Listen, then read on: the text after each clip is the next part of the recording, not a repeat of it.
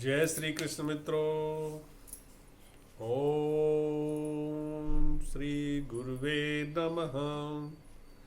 ओम सरस्वत्यै नमः। मित्रों, आज मैं बात करने जा रहा हूँ राहु केतु के राशि परिवर्तन की, जो 30 तारीख को दोपहर को 2:20 पर राहु 1.5 साल मेष राशि में रहने के बाद मीन राशि में प्रवेश कर रहे हैं। आप ये जानते ही हैं कि राहु और केतु वक्र गति में विचरण करते हैं। बाकी सभी ग्रह एक राशि से अगली राशि में प्रवेश करते हैं, ये पिछली राशि में प्रवेश करते हैं। तो पिछले 1.5 साल से मेष राशि वालों को राहु जो तंग कर रहा था, उनका अभी पीछा छूटने वाला है। क्योंकि मेष राशि में राहु जब लग्न में होता है तो धन नाश, शरीर में रोग की उपस्थिति, सारे कामों में रुकावट, ये सारी चीज़ें आती हैं। परंतु एक बात मैं आपको और आश्वासित करना चाहता हूँ कि ये जो प्रेडिक्शन मैं कर रहा हूँ राशि परिवर्तन का, ये केवल चंद्र राशि और लग्न राशि के आधार पर होगा। परंतु राहु की स्थिति आपकी कुंडली में कैसी है, उसके हिसाब से यह जो भविष्य है, भविष्य कथन है, वो पूरी तरह से या आंशिक तरह से परिवर्तित हो सकता है। इस बात का विशेष ध्यान रखें। तो जिनकी राशि में राहु नेष्ट फल करने वाला है इस परिवर्तन से, तो वो लोग ये निराश ना हो ये जान करके कि हमारे लिए तो अब ये 1.5 साल का समय बहुत खराब आने वाला है, क्योंकि उनकी कुंडली का सूक्ष्म विश्लेषण किए बिना इस रिजल्ट का पूरी तरह से विश्वास ना करें। हाँ, कुछ परसेंटेज में तो आपको उसका फल मिलेगा ही मिलेगा, क्योंकि राहु अपनी राशि में जो विशेष फल होता है वो जरूर करते हैं। तो ज़्यादा देर ना करते हुए वीडियो शुरू करते हैं राशियों के साथ। इसमें कुछ ही राशियाँ ऐसी हैं इस बार जिनके लिए राहु फायदेमंद हो रहे जा रहा है। तो जल्दी से आप मेरे वीडियो को सब्सक्राइब ज़रूर कर लीजिए। मेरे वीडियो राशि परिवर्तन पर ग्रहों पर लेकर के ज़्यादातर नहीं आते हैं, लेकिन अभी मैंने ये निर्णय किया है कि मैं भी राशि परिवर्तन के रिजल्ट को लिखूं। वैसे भी मैं ज्योतिष के बहुत ही कम वीडियो आजकल बना रहा हूं। मैं ज्योतिष को 35 साल से अनुभव कर रहा हूं। अब मेरा विचार ये भी हो रहा है कि इतने व्यक्ति ज्योतिष का प्रचार यूट्यूब पर कर रहे हैं, तो मैं इस विद्या को क्यों छुपा कर रखूं। तो आप लोगों से मैं विशेष रूप से ज्योतिष की एक सीरीज बनाने जा रहा हूं। आप लोग सब्सक्राइब जल्दी से कर लीजिए और बेल आइकन भी दबा दीजिए, जिससे कि वो सीरीज शुरू हो तो आपको सूचना तुरंत मिल जाए। तो आते हैं बात मेष राशि की। मेष राशि में जैसा कि मैंने अभी बताया कि राहु अपना विचरण करने वाले हैं, तो मेष राशि का राहु प्रथम स्थान से होकर के गोचर करेगा।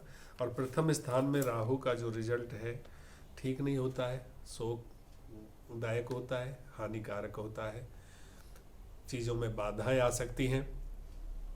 लेकिन जिनकी राहु मेष राशि में बृहस्पति भी बैठे हुए हैं, उनके साथ अगर राहु है तो उनका वो गुरु चांडाल का योग जो वहाँ था वो अभी गोचर में भी बनेगा। तो ये बृहस्पति के साथ बैठने से इसमें थोड़ा सा सुविधा आ जाएगी, तो जो खराब रिजल्ट होने वाले हैं वो बच सकते हैं। बात करते हैं अभी वृषभ राशि की। वृषभ राशि से राहु पढ़ते हैं 11वें स्थान में, और जैसा कि आप सभी को पता है कि 11वें स्थान में जब भी कोई ग्रह गोचर करता है वो बहुत अच्छा रिजल्ट करता है, चाहे वो पाप ग्रह हो चाहे शुभ ग्रह हो। और यही बात कुंडली में स्थित ग्रहों की होती है कि कुंडली में चाहे पापक ग्रह हो चाहे शुभ ग्रह हो, ये दोनों ग्रह 11वें भाव में हमेशा अच्छा रिजल्ट करते हैं। तो वृषभ राशि वालों को प्रसन्न होने की ज़रूरत है, क्योंकि 11 भाव से राहु अब अगले 1.5 साल तक आपको विभिन्न प्रकार के लाभों से लाभान्वित कराएंगे। आपको आय में वृद्धि कराएंगे। अगर आपका जॉब में कहीं कोई प्रॉब्लम चल रही है वो दूर हो जाएगी, प्रमोशन रुका हुआ है वो प्रमोशन आ जाएगा, और भी कई आय के स्रोत खुल सकते हैं। ऐसा वृषभ राशि वालों के लिए ये राहु लेकर के आ रहा है। आइए बात करते हैं मिथुन राशि की। मिथुन राशि से राहु चलेंगे 10वें स्थान में। 10वें स्थान में राहु जब गोचर करते हैं तो वैर और भाव बढ़ाते हैं और क्लेश भी बढ़ता है। 10वां भाव आपका कर्म का स्थान है, तो कर्म स्थान में राहु का गोचर होना एक भ्रम की स्थिति पैदा करता है कि कौन सा काम करूं, कौन सा नहीं करूं, कौन सा सही रहेगा।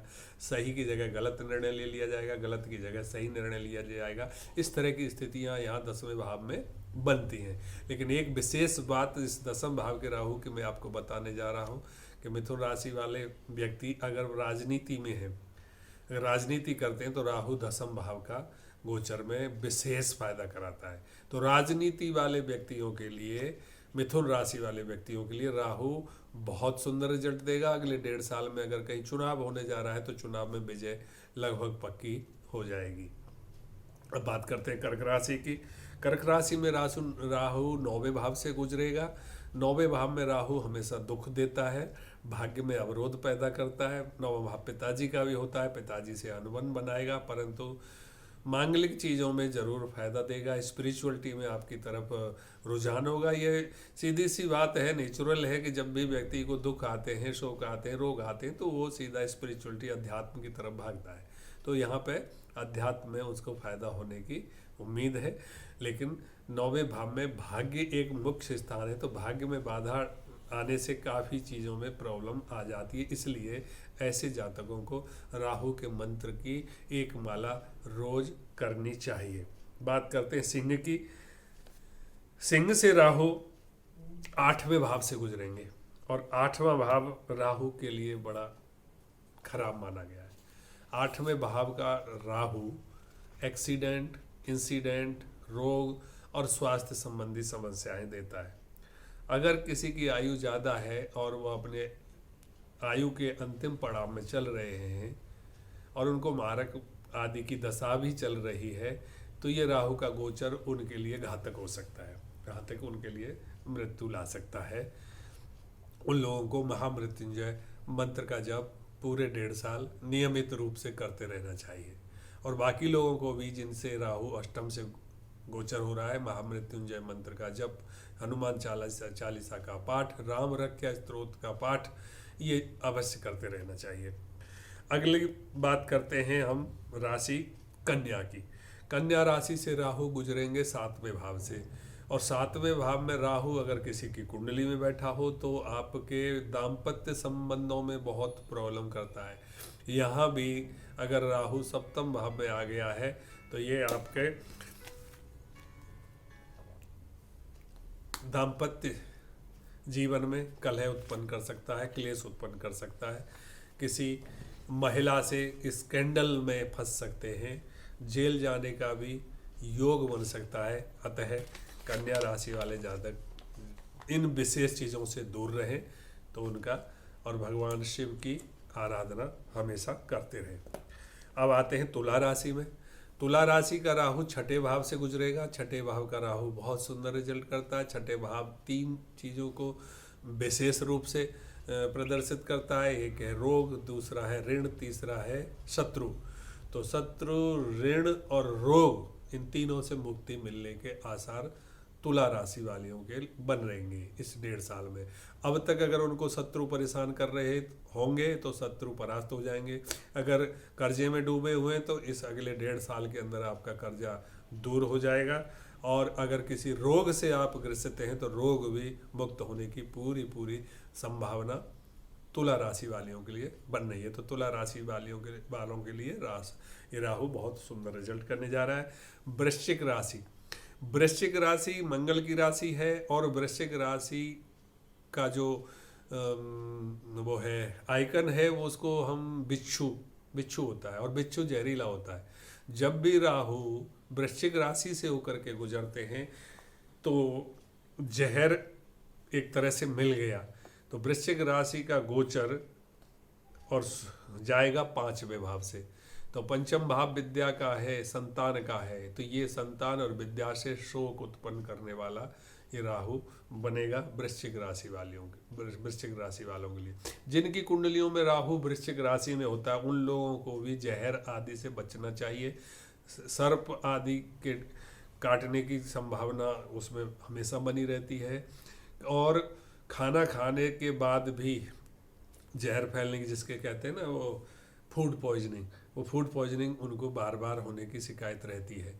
तो अभी जो 1.5 साल में वृश्चिक राशि वाले व्यक्ति इन चीज़ों से सावधान रहें, अपने खान पीन पर ध्यान रखें और जंगल आदि वगैरह में पूरे घुटने तक वाले जूते पहन करके ही कहीं पे जाएं। ऐसी स्थिति का सावधानी बहुत ज़रूरी है। बात करते हैं धनु राशि की। धनु राशि के लिए राहु गोचर करेंगे चौथे भाव से। चौथा भाव में राहु का परिणाम ठीक नहीं है गोचर में। चौथे भाव में राहु वैर उत्पन्न करते हैं, अपने परिवारीजनों से वैर उत्पन्न होगा और घर में अगर कोई प्रॉपर्टी आदि का विवाद चल रहा है तो वो और बढ़ जाएगा। सुलझने की स्थिति नहीं है, सुख प्राप्त नहीं होगा, बहुत सारी पारिवारिक संबंधी समस्याओं को उपस्थिति राहु देगा। तो ऐसी स्थिति में इन व्यक्तियों को, धनु राशि वाले व्यक्तियों को भगवान शिव का पूजन हर सोमवार को अवश्य करते रहना चाहिए। जय श्री कृष्ण। अगला राशि आएगी मकर। मकर से राहु गोचर करेंगे तृतीय भाव से और तृतीय भाव बहुत सुंदर भाव है राहु के लिए। राहु के लिए 3, 6 और 11 भाव ही सुंदर बताए गए हैं गोचर में, जो कि बहुत सुंदर रिजल्ट करते हैं। तो तीसरे भाव का राहु धन लाभ कराएगा, गजब का साहस देगा।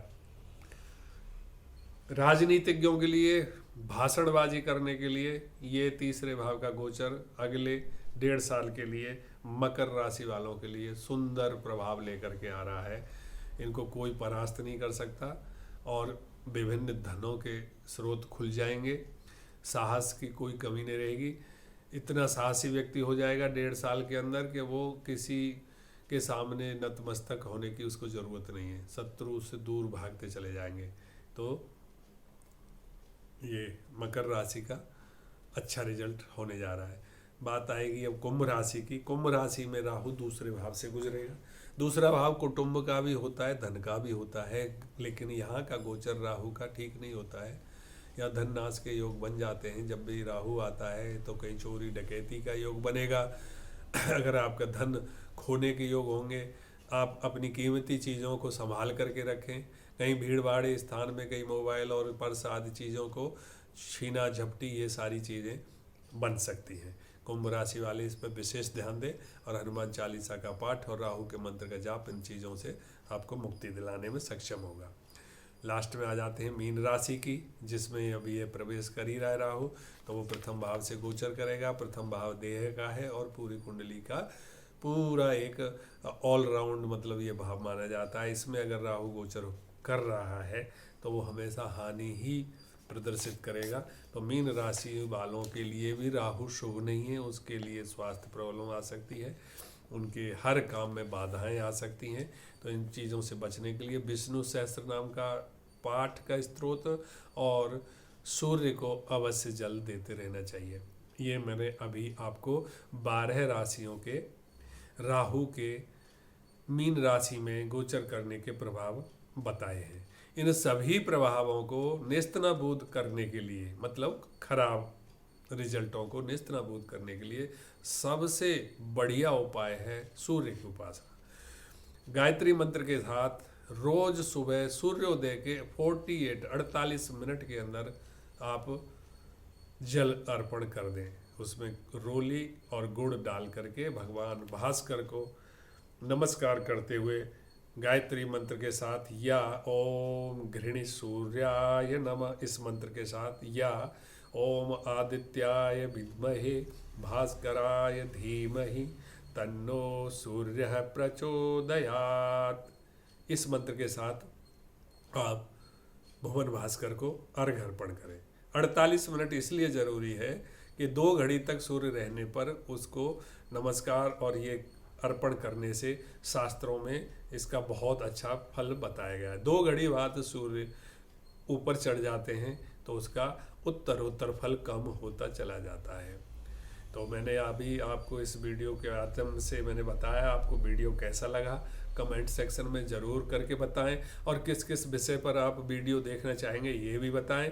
एक बार से फिर पुनः आपको याद दिला दूं, कृपया अभी तक आपने अगर चैनल सब्सक्राइब नहीं किया है तो चैनल को सब्सक्राइब जरूर कर दें। जय श्री कृष्ण। सभी स्वस्थ रहें, भगवान आपकी सभी मनोकामनाएं पूर्ण करे, ऐसी मेरी भगवान से प्रार्थना है। ओम सर्वे भवन्तु सुखिनः, सर्वे सन्तु निरामया, सर्वे भद्राणि पश्यन्तु, मा कश्चित् दुःखभाग् भवेत्। जय श्री कृष्ण।